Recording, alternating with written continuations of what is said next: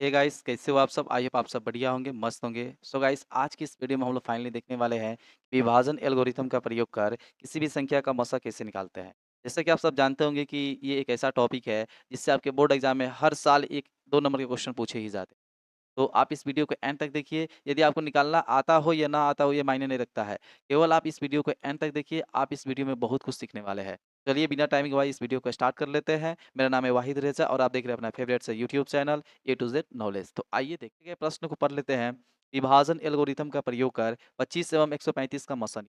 तो हमें क्या करना होता है, हम आंसर लिखेंगे, ठीक है? हम समझ के चलते हैं कि 2 नंबर में आया है और 2 नंबर के लिए हम बना रहे हैं, तो पूरा डिटेल में बनाने वाले हैं।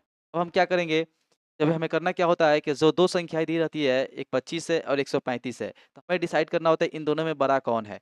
सबसे पहले हम डिसाइड कर लेंगे, तो 135 हमारा बड़ा है और 25 क्या है, छोटा है। तो जो बड़ा होता है उसे हम मानना होता है, उस समय क्या मानना होगा, ए मानना होगा और जो छोटा होता है उसे क्या मानना होगा, बी मानना होगा। तो हम क्या लगे यहाँ पे लिख लेंगे माना कि ए बराबर 135 और बी बराबर कितना मान लेंगे 25 मान। हो गया, दोनों संख्या मान लिया हमने। अब इतना करने के बाद हम डायरेक्ट लिखेंगे विभाजन एल्गोरिथम से। लिखेंगे विभाजन एल्गोरिथम।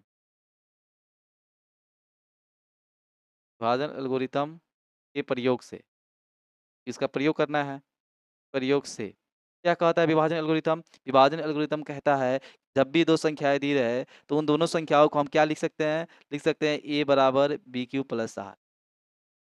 हाँ, बताता है कि r का जो मान होना चाहिए 0 से बड़ा होना चाहिए, बराबर होना चाहिए और b से क्या होना चाहिए? छोटा होना चाहिए। तो इतना हमने क्या किया, थ्योरेटिकल पार्ट लिख लिया। अब इसके हिसाब से हमें क्या होगा, इसमें मसा निकालना होता है। तो हम क्या देखते हैं कि a का मान यहाँ पे रख लेते हैं, कितना है? a का मान हमारा दिया गया 135 तो रख लिए, बराबर करते हैं। b का भी मान हमको कितना दिया गया? 25 रख लिए। अब कहिएगा गुरुजी क्यों कहाँ से लाए? तो क्यों के लिए क्या करते हैं, हम यहाँ पर थोड़ा रफ कर लेते हैं, रफ। इस तरह आपको भी करना है रफ। अब हम क्या करेंगे, इस 25 से 135 में जिस तरह हम बचपन में मसा निकालते थे उस तरह निकालना शुरू करेंगे। 25 से 5 चांस में गया तो 25 पचे 125 होता है। अब ये घट के कितना आ गया? 10 आ गया। इतना ही अभी छोड़ दीजिए, ठीक है? क्योंकि ज़्यादा कर लीजिएगा तो ज़्यादा समझ में नहीं आएगा। एक-एक स्टेप करेंगे और इधर भी लिखते चलेंगे। यहाँ पे जो आता है ये वाला साइड दाहिना साइड में 5 यही हमारा क्या कहलाता है? क्यू कहलाता है। तो हम लिख लेते हैं क्यू की जगह पर 5 प्लस आर होता है शेषफल जो कि नीचे कितना बच रहा है? 10 हो गया, ओके। आगे बढ़ाने के लिए हम क्या करेंगे, इसको एक स्टेप और बढ़ाएँगे, तो इस 10 को घेर लेंगे और 25 लिख देंगे। 10 दूना कितना हो गया? 20 हो गया, तो कितना बच जाएगा 5 अभी भी यहीं पे छोड़ देंगे। अब जो यहाँ पे हम ध्यान से देख रहे हैं कि ए हमारा क्या बन गया, जो बीच वाला होता है उसी को ए बोलते हैं, तो ए हमारा कितना बन चुका है? 25 बन चुका है, तो 25 लिख लेते हैं। बराबर बी हमारा क्या है यहाँ पे बाएँ साइड में 10 और क्यू हमारा क्या है जो दाएँ साइड में है, तो आर कितना नीचे आया है? 5 ये भी स्टेप कंप्लीट हुआ। अब इसको भी क्या करेंगे, हम घेर लेंगे, यहाँ पर 10 लिख देंगे। 5 दूनी कितना हो गया? 10 हो गया। ये पूरा कट गया, खत्म। यहाँ पे हम ध्यान से देखें तो ए कितना बन चुका है? तो 10 बन चुका है। तो हम क्या करेंगे, यहाँ पे लिख देंगे 10 बराबर, ठीक है? और बी कितना बन चुका है? तो 5 क्यू अच्छा क्यू क्यू यानी कितना? यहाँ पे क्यू का मान कितना दिख रहा है? तो 2 दिख रहा है। और आर पूछा है कितना है? तो आर यहाँ पे कुछ भी नहीं है तो हम मान के चलते हैं 0 है। कुछ भी नहीं तो क्या है?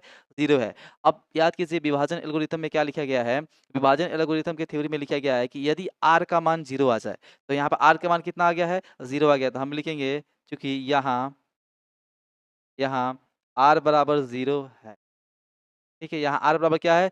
0 है, तो फाइनली लिखेंगे इसीलिए कहता है विभाजन एल्गोरिथम यदि r 0 आ जाए, तो उस स्थिति में जो b होगा वही क्या कहलाएगा? मशक कहलाएगा। यानी भाजक होगा वही क्या होगा? मशक होगा, मसा होगा। तो यहाँ पर देख रहे हैं r 0 है, तो इस स्थिति में इस वाले पार्ट में हमारा b का मान कितना है? 5 है, तो यही हमारा मशक कहलाएगा। फिर हम लिखेंगे हम मौशा बराबर क्या हो जाएगा? b हो जाएगा और b यहाँ पे b का मान कितना है? 5 है। ये हुआ इसका राइट आंसर।